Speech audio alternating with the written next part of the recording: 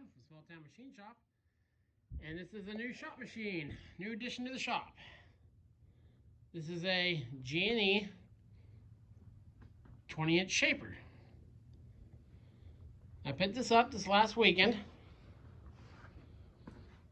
It's in good shape. I mean, it's dirty and old, but it's in, the ways are in nice shape. There's a little marks here and there. I've been cutting on it. Just with the tool that came on it. It needs to be sharpened really bad, but it cuts nice.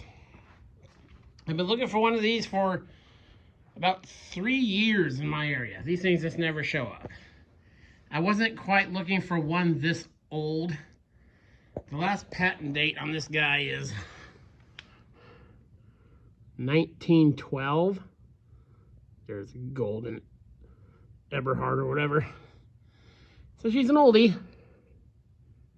It's a high duty double train gear drive. That's how you select your stroke, as it were, with that lever there.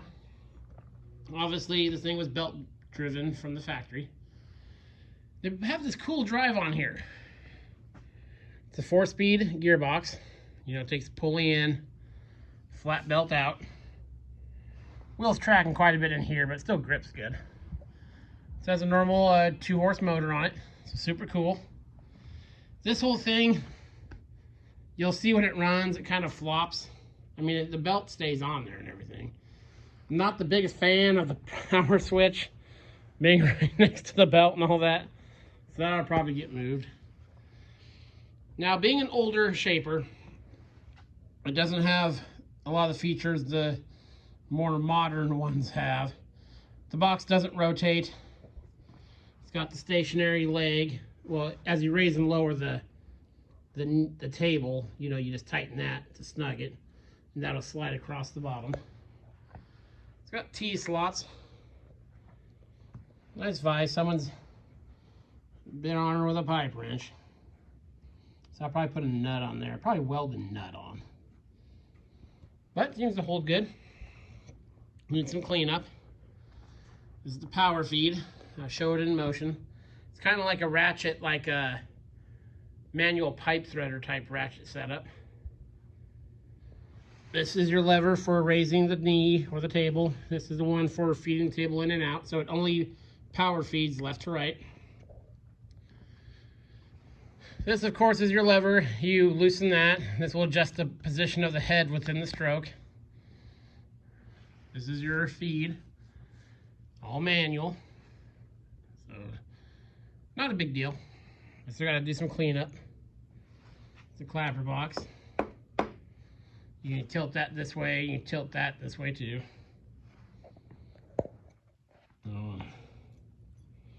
Haven't been making huge chips. I'm not going to abuse the thing. I see some people get these things and they want to take the biggest chip they can. This thing's 100 years old. You know, I want it to last in my shop for the rest of my life. I'm not going to beat it, so yeah, very cool. Picked up the machine in Spokane. Actually, what's his name? Is it Kevin or Kyle?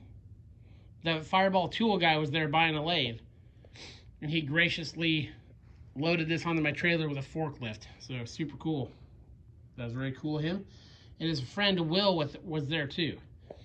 They all seem like nice guys. So yeah.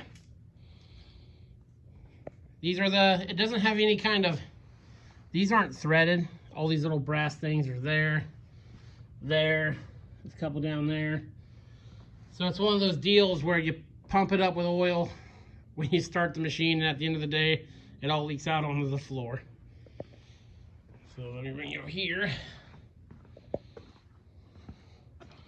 See if I can get the cover off one-handed. It's not super heavy. It's not super light either. Okay. There's the big bowl gear. Set this down. Oh. Come on, guys. It's filthy in there. It's absolutely filthy with the grease and oil. Everything seems to be in good shape. Runs nice and smooth, not real jittery or anything. I meticulously looked at all the teeth before I bought it. He ran it for me. There's for locking down your table. Someone's started a paint job on it, but got about as far as I typically do with my paint jobs. So I see I'm not the only one. He gave me parts to make new wipers. So I just need to drill the holes for that. It's got a mag starter down there. This piece of angle welded on there. Has the motor support. Then this cord like this is temporary, just to make sure it was running before I move it into its position. So kick it on. Oh, also got, you know, your standard lantern type tool post. Got a number 4 straight Williams holder. And then he made this guy for it. You know, for using smaller tool bits. It's a tight machine. He showed me some of the, well, he had rebuilt a lathe there, and he did an amazing job. And he went through this mechanically. And he was making quick change tool holders. So what he would do is he'd take like 12 or 14 inches and cut it and hog it out and cut the dovetail on that whole piece, and then he would take them over his bandsaw and lop them off, make 4 or 5 at a time. And the dovetails this thing made looked great, and he did some cutting on it for me, and I've been messing around doing some cuts on stuff just to watch it go back and forth mostly. And yeah, very impressed. Of course, yes, I wish it was a little newer, a touch newer, but it'd be a nice addition to the shop. It's a good size machine. I was looking for either one this size or one size bigger. I'll kick it on for you here to show you some stuff. Let me raise this so we don't mess around and crash anything. So, as you see, this one kind of moves back and forth, but stays on there.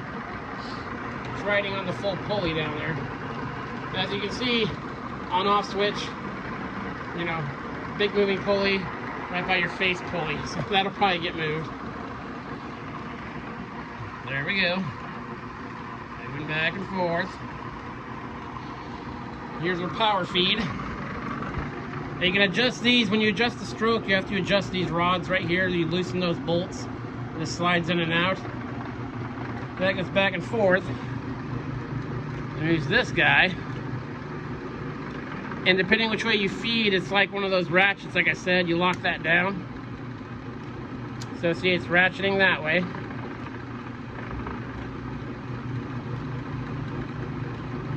That's catching, and it's moving the table very slowly. And it ratchets down, and up it goes. And you can adjust this with these. You can also turn this knob, and that changes the position of that within the shaft.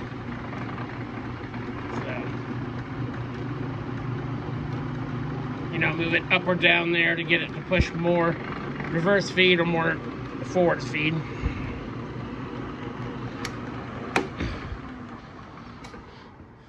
So yeah, very cool. Very nice to have it in my shop.